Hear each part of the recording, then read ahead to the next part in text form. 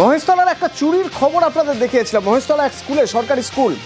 এই খবর একটু মনে রাখার মতো একটাই কারণে, কারণ অন্যান্য চুরির সঙ্গে এই চুরির তফাৎ হলো চোর চুরি করে যাওয়ার পর লিখে রেখে গিয়েছিলেন ইমানদার চোর।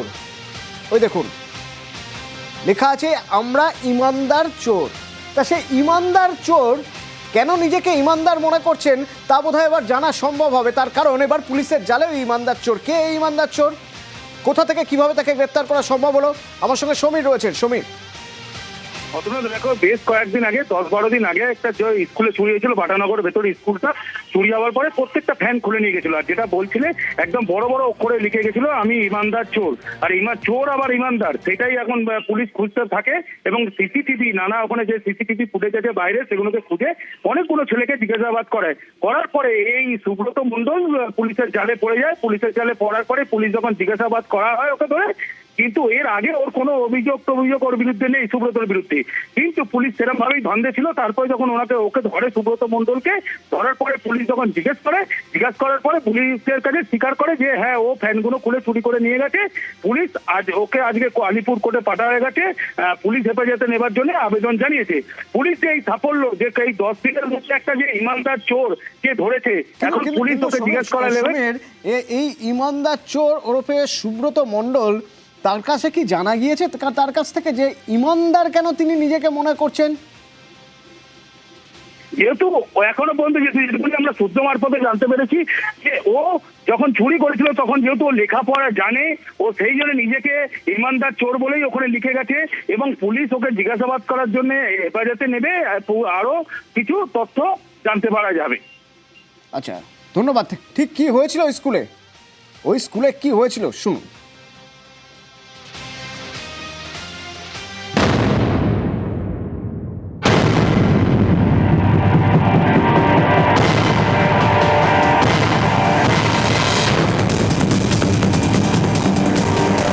লাইট, ফ্যান, টিউবওয়েল, স্কুল থেকে চোরেরা নিয়ে গেল অনেক কিছুই।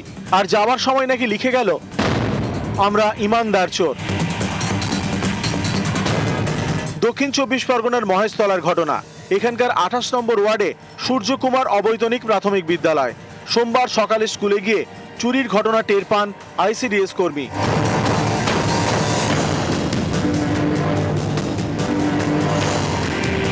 শিক্ষিকাদের দাবি, স্কুলের দোতলায় উঠে তারা চমকে যান বারান্দায় ইটের টুকরো দিয়ে লেখা আমরা ইমানদার চোর।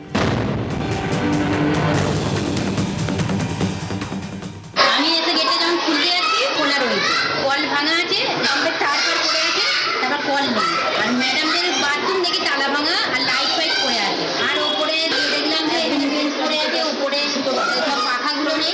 রাধুনি এসে যখন দরজা খুলতে যাচ্ছে তখন মেন গেটটা খুলতে পারেনি। তারপরে আরেকটা গেট আছে, সেখান দিয়ে যখন খুলতে গেছে দেখছে যে দরজাটা কাটা। নিচে যখন আমাদের প্রেয়ার করিয়ে বাচ্চাদের উপরে ক্লাসে পাঠানো হয়েছে তখন ওরা গিয়ে দেখছে যে আন্টি কোনো ফ্যান নেই, এখানে লেখা রয়েছে। জানলাটা খুলতে তখন দেখা গেল যেগুলো আমরা করার দিয়ে এটা ভেঙেছি আমরা ইমানদার চোর।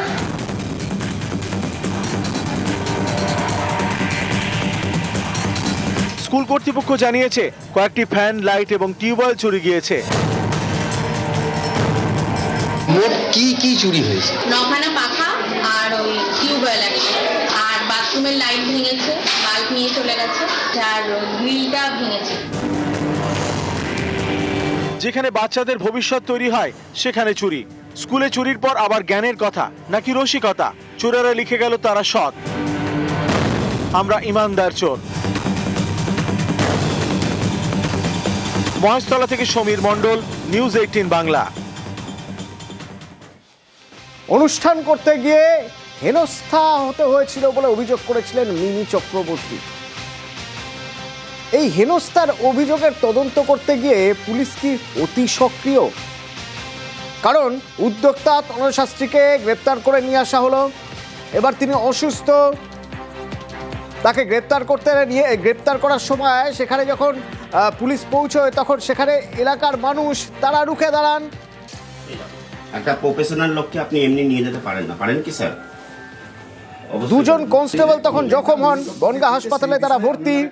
এদিকে হাসপাতালে ভর্তি তনয় শাস্ত্রীও। আমার সঙ্গে অনিরুদ্ধ রয়েছেন। অনিরুদ্ধ, কোন কোন ধারা দেওয়া হয়েছে? এই যে অভিযোগ করা হয়েছে, তাকে গ্রেপ্তার করা হয়েছে, তার বিরুদ্ধে কোন কোন ধারা দেওয়া হয়েছে? দেখো, তোমাকে জানিয়ে রাখি যে গতকাল তনয় শাস্ত্রীকে গ্রেপ্তার করতে গিয়ে পুলিশ বাধার মুখে পড়েছিল এবং পুলিশকে হেনস্থা এবং পুলিশের কাজে বাধা, সেই অভিযোগের ভিত্তিতেই পরবর্তীতে তনয় শাস্ত্রী এবং আরো দুজনকে গ্রেপ্তার করেছে বনগাঁ থানার পুলিশ এবং ইতিমধ্যেই তাদেরকে আজ বনগাঁ মহকুমা আদালতে পাঠানো হয়েছে। তাদের বিরুদ্ধে ভারতীয় ন্যায় সংহিতার 221, 223, 221-1, 221-2, 132, 351-2, 304, 52 এবং 3-5 এই ন্যায় সংহিতার ধারাতে তার বিরুদ্ধে মামলা রুজু করা হয়েছে। সেই ভিত্তিতেই আজ রীতিমতন এই তনয় শাস্ত্রীকে বনগাঁ মহকুমা আদালতে শুনানি চলে। সে এখনো পর্যন্ত বিচারকের যে নির্দেশ, সেই নির্দেশ এখনো পর্যন্ত পাওয়া যায়নি। বিচারকের কাছে তনয় শাস্ত্রীর আইনজীবীরা রীতিমতন আবেদন জানিয়েছেন যে তাদের মক্কেলকে নোটিশ না দিয়ে পুলিশ তার বাড়িতে গিয়েছিল এবং একজন লেভেল সেকশন, যেহেতু মিমির যে অভিযোগ ছিল সেই অভিযোগের ভিত্তিতে যে মামলা করা হয়েছিল তাতে যে ধারা দেওয়া হয়েছিল সবই জামিনযোগ্য ধারা।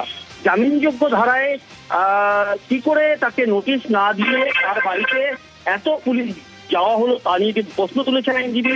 অন্যদিকে এই যে 3 জনকে গ্রেফতার করা হয়েছে পুলিশের কাজে বাধা এবং সরকারি কাজে বাধা দেওয়া হয়েছে, সেই অভিযোগ যে তোলা হয়েছে, সেখানে তনয় শাস্ত্রীর ছেলেকেও গ্রেফতার করা হয়েছে।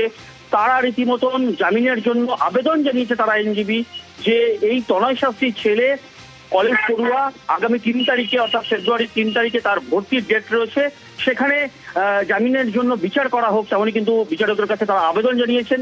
একাধিক বিষয়ে কি বলছেন একবার শোনা যায়। সনাতন ধর্মকে নিয়ে ওর ছেলে খেলা করছে। মিমি চক্রবর্তীকে আমি বলে দিচ্ছি এইটার আমি শেষ দেখে ছাড়বো। আর এরপর যদি ও ভাষায় ওইটা ওর পাওয়ার দিয়ে ইউজ করছে, ওর তাহলে পাওয়ার দিয়ে নিজের পাওয়ারটাকে ইউজ করছে। হেনস্থার অভিযোগ উদ্যোক্তাকে তুলে নিয়ে গেল পুলিশ। পুলিশকে অতি সক্রিয়, কি বলছেন আইনজীবী অনির্বাণ গুহ ঠাকুরতা? তারকা অভিনেত্রী গেছিলেন, তিনি তার পারফরমেন্স করতে পারেননি বা যতটুকু করতে পেরেছেন তাতে উনি স্যাটিসফাইড নয়। এইটা ওনার এবং সেই উদ্যোক্তাদের নিজস্ব একটা টার্মস অ্যান্ড কন্ডিশনসের বিষয়, কিন্তু তার মধ্যে হেনস্থা কোথায়? আমি তো হেনস্থা খুঁজে পেলাম না। একজন আইন মান্যকারী নাগরিক একটা পারমিশনকে গুরুত্ব দিয়ে 12টায় অনুষ্ঠান বন্ধ করে দিয়েছেন, সেটাকে কি হেনস্থা বলে? মানে আমার খুব হাস্যকর লাগে। পুলিশ কোথাও কোথাও অতি সক্রিয়, কোথাও কোথাও নিষ্ক্রিয়। 7 বছরের সাজার নিচে কোনো অফেন্সের এফআইআর হলে তাতে নোটিশ দেওয়াটা বাধ্যতামূলক। সেই নোটিশে উনি যদি সাড়া দেন এবং ইনভেস্টিগেশনে পার্টিসিপেট করেন, তাহলে তাকে গ্রেপ্তার করা কোনোভাবেই যায় না। যদি গ্রেপ্তার করতে হয় তারপরেও, তাহলে সেই নির্দিষ্ট কারণ আদালতে দেখাতে হয়।